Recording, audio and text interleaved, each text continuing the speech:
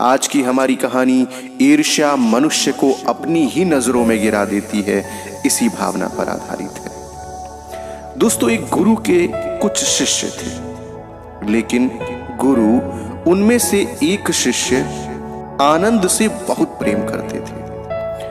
अन्य शिष्यों को यह देखकर ईर्ष्या होने लगी।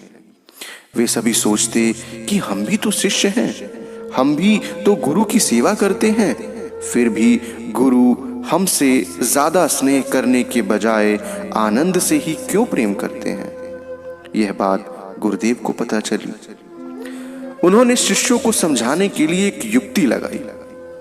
गुरुदेव ने अपने पैर में एक कच्चा आम बांधकर ऊपर से कपड़े की पट्टी लगा ली। जब शिष्यों ने देखा कि गुरुदेव के पैर पर कपड़ा बंधा है, तो उन्होंने इसका कारण पूछा।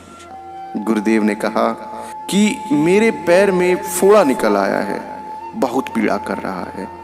कुछ दिनों में आम पक गया और उसका रस बहने लगा। गुरुदेव पीड़ा से कराहने लगे। उन्होंने सभी शिष्यों को बुलाकर कहा कि अब मेरा फोड़ा पक गया है, उसमें से मवाद निकल रहा है, मुझसे यह पीड़ा सहन नहीं हो रही है। यदि तुम में से कोई इस फोड़े को अपने मुंह से चूस ले तो यह मिट सकता है। सभी शिष्य एक दूसरे का मुंह देखने लगे। सभी कोई ना कोई बहाना बनाकर वहां से चले गए। यह बात आनंद को पता चली। वह तुरंत आया और फोड़े का मवाद चूसने लगा। गुरुदेव ने आनंद को आशीर्वाद दिया और कहा, मेरी पीड़ा चली गई। उसके बाद से किसी ने भी शिष्य आनंद से कभी भी ईर्ष्या नहीं की।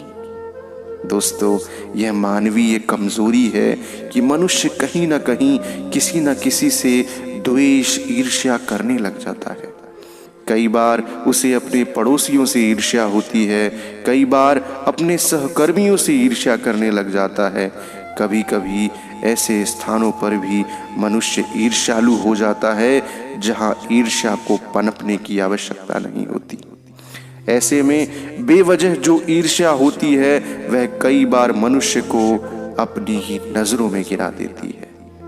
तो दोस्तों, इस प्यारी सी कहानी में इतना ही। मिलते हैं एक और नई एवं शानदार कहानी में। तब तक के लिए धन्यवाद।